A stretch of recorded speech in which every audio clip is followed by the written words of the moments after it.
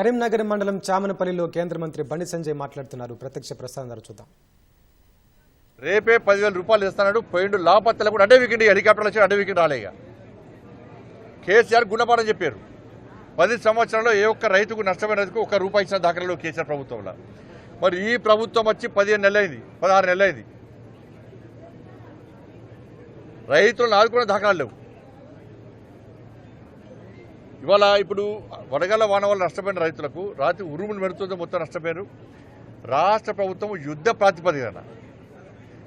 ప్రాతిపదికన వెంటనే దీని మీద వాళ్ళకి నష్టపరిహారం ఇవ్వాలి. రైతులు నష్టపోకుండా చూడాలి, వాళ్ళని ఆదుకునే విధంగా ప్రయత్నం చేయాలి, వాళ్ళని సంతోషపెట్టాలి. మళ్ళీ ఈ పేరుతోని మీరు సర్వే చేయండి, నివేదికలు తెప్పించుకోండి, ఇబ్బంది లేదు. కానీ ఏదంటే ఈ కాంగ్రెస్ పార్టీ కేసీఆర్ ఎట్లా చేసాడు గట్టినే చేస్తున్నారు. కేసీఆర్ ఏం చేసాడు?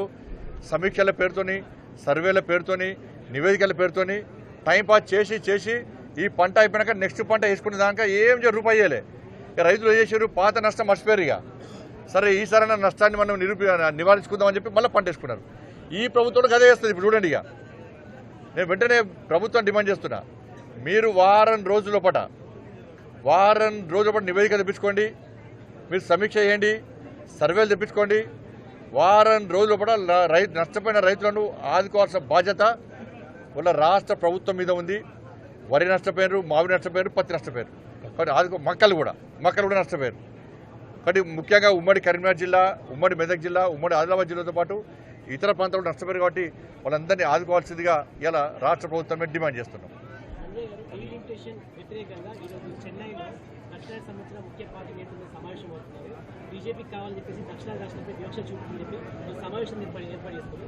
ఇప్పుడు ఆలు లేదు, సొల్లు లేదు, కొడుకుపోయిన సోమలింగం అని దాంట్లో ఉండే ఇలా పరిస్థితికి ఉన్నది.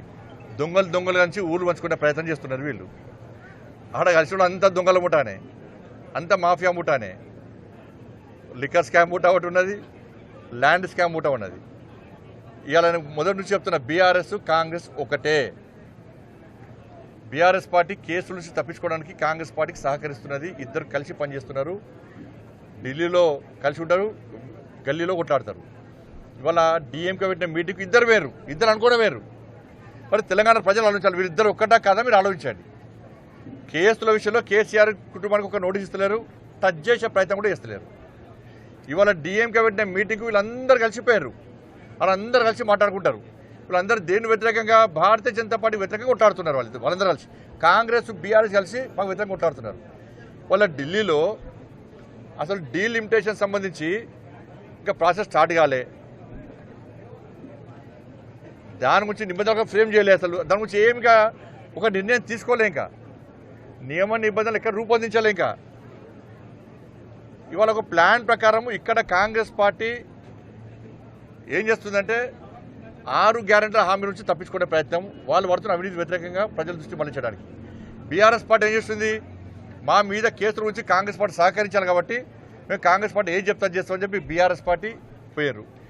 తమిళనాడులో డిఎంకే 1000 కోట్ల లిక్కర్ స్కామ్, 1000 కోట్ల లిక్కర్ స్కామ్ అక్కడ తమిళనాడులో డిఎంకే పాల్పడేది. లిక్కర్ స్కామ్కు అవినీతికి పాల్పడుతున్నది. అవినీతికి వ్యతిరేకంగా ప్రజలు డిఎంకేకు వ్యతిరేకంగా తీర్పడానికి తమిళనాడు సిద్ధంగా ఉన్నారు.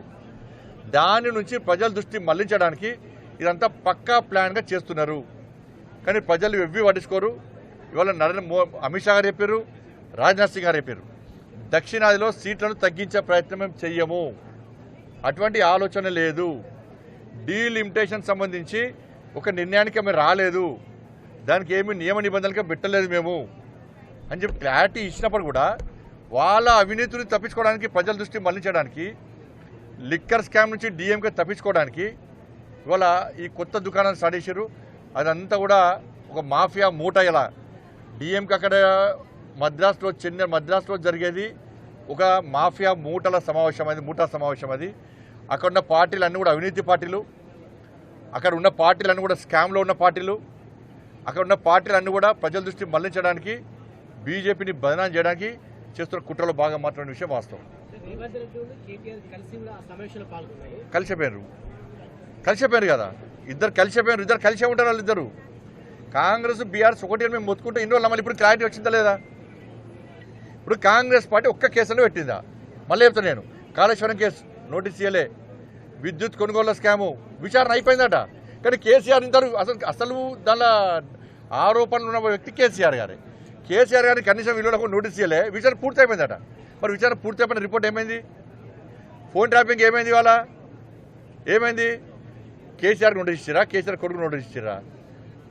ఏమైంది? డ్రగ్స్ కేసు ఏమైంది? ఫామ్ హౌస్ కేసు ఏమైంది? ఈ ఫార్ములా కేసు ఏమైంది? ఇవన్నీ ఏమైనాయి? ఇక్కడ మేము కాంగ్రెస్ ఒక సమావేశం నిర్వహించింది. ఆ డీలిమిటేషన్ సమావేశానికి మేము వెళ్ళలేదు. మేము కాంగ్రెస్కు వ్యతిరేకం. అక్కడ డిఎంకే పెట్టింది కాబట్టి మేము వెళ్ళాము. జాతీయ రాజకీయాల్లో మళ్ళీ కేసీఆర్ కీలక పాత్ర పోషించబోతున్నారని చెప్పేసి కేటీఆర్ ఒక ప్రకటన చేశారు. భయపడతారు, జనం భయపడతారు. కేసీఆర్ అంటేనే ఇప్పటికే భయపడుతున్నారు కేసీఆర్ చూసి. ఏమైంది? మహారాష్ట్రలో ఇది విక్తం అది విక్తం అన్నది బీఆర్ఎస్ పార్టీ. ఏం బిక్కిర్రు? ఫామ్లో గడ్డి బిక్కుని కూర్చున్నాడు కేసీఆర్. మేము యూపీలో పోయి పోటీ చేస్తామన్నారు, గుజరాత్ పోయి పోటీ చేస్తామన్నారు. క్యాండిడేట్ దొరకలే. మీ జాతీయ అధ్యక్షుడు బీఆర్ఎస్ మళ్ళీ టీఆర్ఎస్ అవుతుంది. ఇవాళ ఏ రాష్ట్రంలో మీరు కమిటీలు వేసారు? ఏ రాష్ట్రానికి అధ్యక్షులు వేసారు? మీ పార్టీ ఏంది?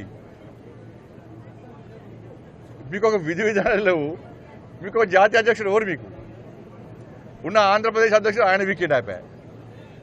కానీ ఈ మభ్యపెట్టే మాటలు బీఆర్ఎస్ పార్టీ ఫామ్ హౌస్కే పరిమితమవుతుంది. ఏదో అనుకుంటున్నాం బయట రాని వల్ల జనం వస్తారు, ఆరాధనలు పడతారు అనుకుంటున్నారు. తెలంగాణ రాష్ట్రంలో కాంగ్రెస్ పార్టీ మీద ప్రజలకు పూర్తి వ్యతిరేకత ఉన్నది వాస్తవం. కానీ ప్రత్యామ్నాయం ఎవరు అనుకుంటున్నారు? భారతీయ జనతా పార్టీనే ప్రత్యామ్నాయం అనుకుంటున్నారు.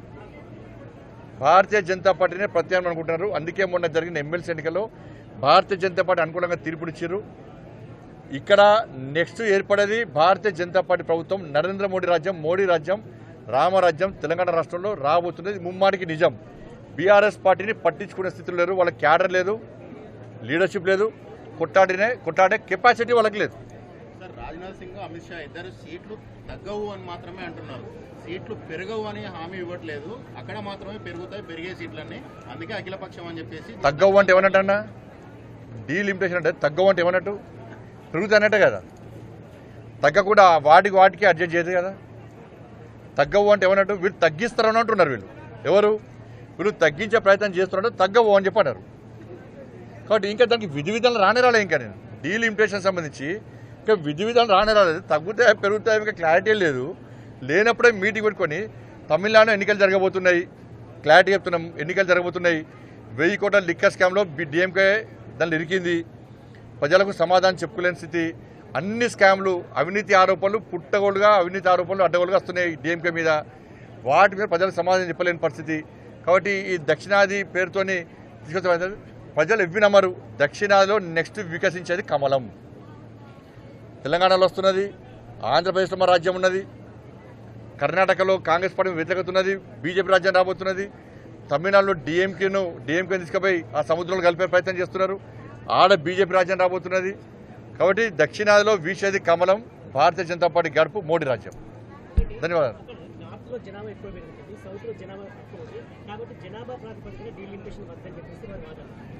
ఇంకా దానికి ఏం అనుకోలే కదా. ఇప్పుడు కొన్ని రూల్స్ ఫ్రేమ్ చేస్తే దీని ప్రకారం మేము డీలిమిటేషన్ చేస్తున్నాము అని చెప్పి కేంద్రం ప్రకటించాలి. అప్పుడు వాళ్ళ యొక్క ఆలోచనలను వాళ్ళ యొక్క సూచనలు పెట్టాలి. ఇంకా ఏం లేదని చెప్తే ఆల్లేదు చూడలేదు కొనుక్కుని సోమనిగా అన్నట్టు ఏం లేనే లేదు దాని మీద. ఇక ఆ ప్రయత్నాలు ప్రారంభం కాలే. ఇదంతా ప్లాన్. ఇదంతా కూడా ఎప్పుడైతే అమిత్ షా గారు, రాజ్నాథ్ సింగ్ గారు క్లారిటీ ఇచ్చిన తర్వాత దక్షిణాది రాష్ట్రాల్లో కూడా ప్రజల లోపల క్లారిటీ వచ్చేసింది. వీళ్ళ జిమ్మికులు చెల్లాయి. ఈ మూట అంతా కలిసి ఏం చేసినా కూడా ఆ చెంబలేలు మూటలకైనా వీళ్ళు కూడా చెంబలేలు మూట అంతా ఒక్కటే రాత్రి అంతా దొంగతనాలు చేసి రాత్రి కూడా అందరూ కలిసి పంచుకుంటారు. అక్కడ వీళ్ళు కూడా అందరు కలిసి ఉన్నట్టుండి నువ్వు రాష్ట్రాన్ని దోసుకో, నువ్వు రాష్ట్రాన్ని దోసుకో, మనం అన్ని రాష్ట్రాలు దోసుకుంటున్నాం, మనం తప్ప ఇంకోళ్ళు ఈ రాష్ట్రాలను పాలించదు, దోసుకున్నా దాచుకున్నా మనం వేసుకోవాలని చెప్పి వీళ్ళందరూ కలిసి పంచుకునే ప్రయత్నం చేస్తున్నారు.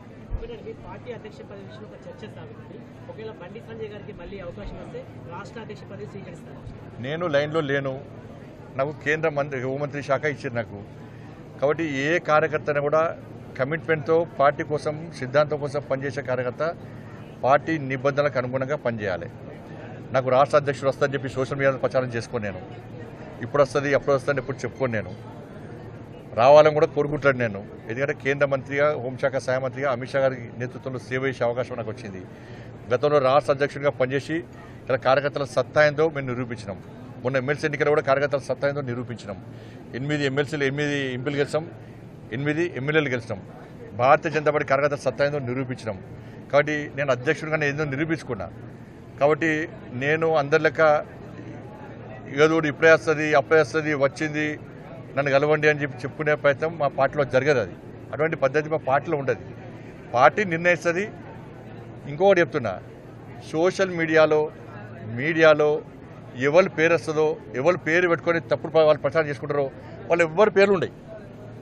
కేంద్ర నాయకత్వం చాలా సీరియస్గా ఉంటుంది. తప్పుడు ప్రచారాలు చేసుకుంటే వాళ్ళను నాకు వస్తుందని చెప్పుకుంటే తప్పవుతుంది. పార్టీ ఒక క్రమశిక్షణ పార్టీ, సిద్ధాంతం కోసం పనిచేసే పార్టీ.